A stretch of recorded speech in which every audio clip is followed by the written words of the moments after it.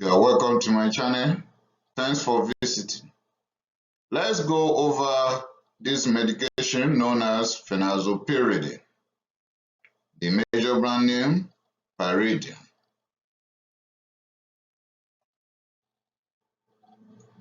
Let me go over a brief description right here. Like I've said, it is a medication, an over-the-counter medication that could be prescribed by a physician when it is necessary.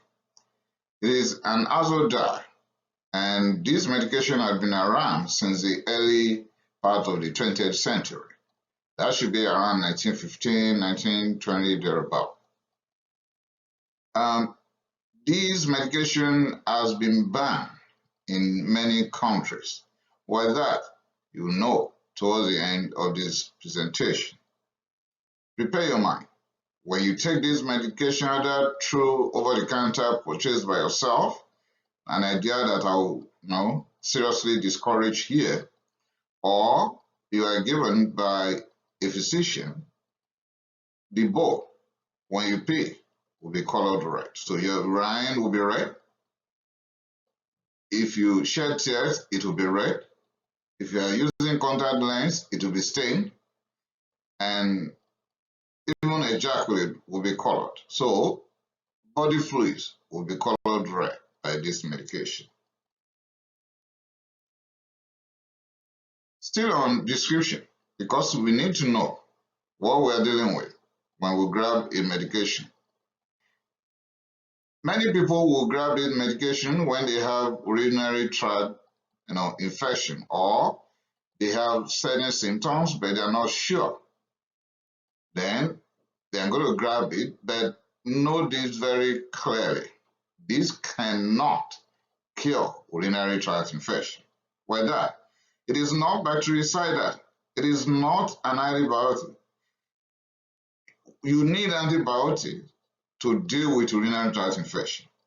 Such antibiotics will include but not limited to Septra or Ceptra, Nitrofurantoin or macrobid, Cipro or fosfomycin, Cephalexin, Ceftriaxone, unacin, augmentin, and the list goes on. Your physician will make appropriate determination as to the specific type of antibiotic you need. This is not going to cure urinary tract infection if there is infection. Okay? Never indulge in self-medication. Whether it could be dangerous. This is just an adjuvant on top of appropriate antibiotics. Let me explain. When your doctor had made the decision that you need treatment for urinary tract infection, he or she can add this on top of the appropriate antibiotics prescribed. Why that? You will know that this medication is just a painkiller, okay? Helping to reduce pain, frequency, and discomfort affecting the lower urinary tract. To avoid too much of adverse effects, please, if you purchase these over the counter, stop using it after 2 days. But it is preferable if you can even see your doctor before grabbing one. This medication could come under the following brand names and beyond. I meant that it depends on what is obtainable in your jurisdiction. So some other countries may have other brands. Now, the class.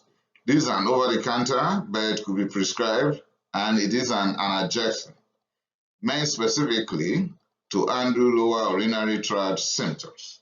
I'll get into the symptoms in a bit. Now, uses. Mostly, people will go over the counter to grab this medication when they have urinary urgency, frequency, painful micturition, or discomfort along the urinary tract.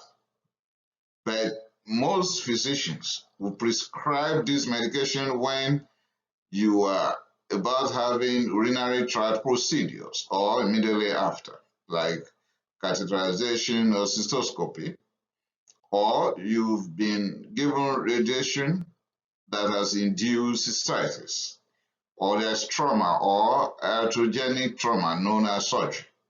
So under these conditions, a physician can prescribe it because they know it is not an antibiotic that could deal with germ, but it could reduce pain, discomfort, frequency, and dysuria.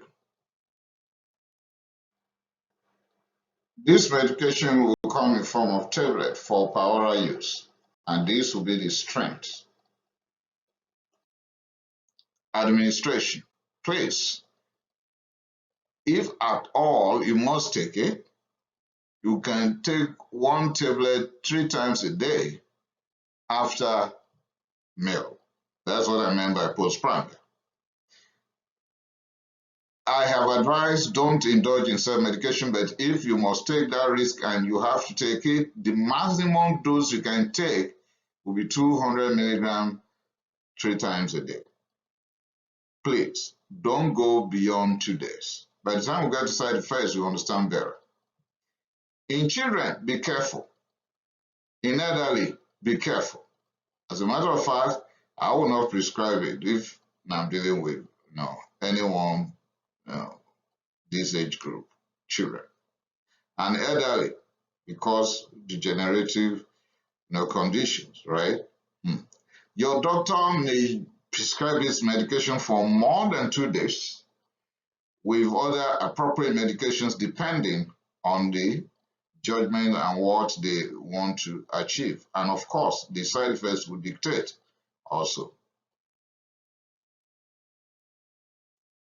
This medication, when it comes to side effects, this medication is relatively safe.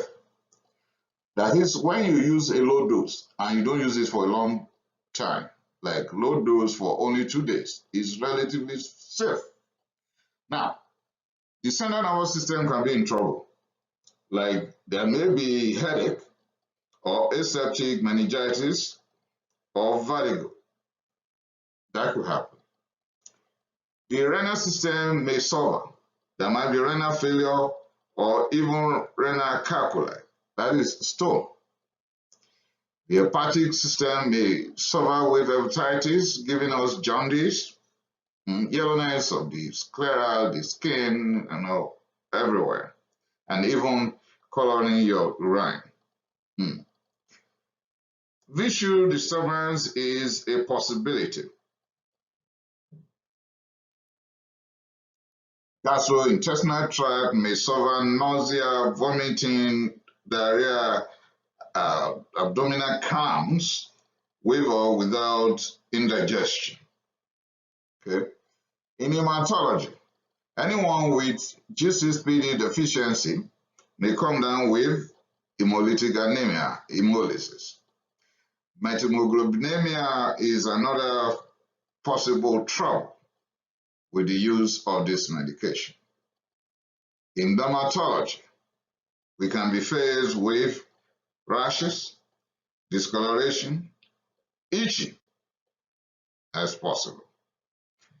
Body mass index might increase because there's the likelihood of weight gain here. So you can see that this medication can give us more trouble than the benefit. Now, 1, we need to be extremely careful. This medication on its own could lead to renal failure, but in the face of low glomerular filtration rate, it's either you stop this medication completely or you have a robust conversation with your pharmacist or clinical pharmacologist. In hepatic failure, the same. As a matter of fact, anyone on this medication should have renal function test and liver function test done. However, it is not expected that anyone will be on this medication for a long time to even warrant damage to the renal or hepatic system. In children less than 6 years, no, we don't give it. In elderly, well, be careful, but I prefer not to give it. When there is hypersensitivity, we will not give it. Okay? Then, in G6PD deficiency, I've just said it. We will not give it, we will hold it.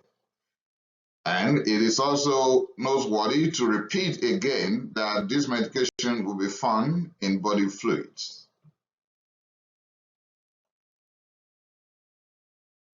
In pregnancy, it's categorized as B, meaning no proof that it's dangerous. You might take the risk and give it.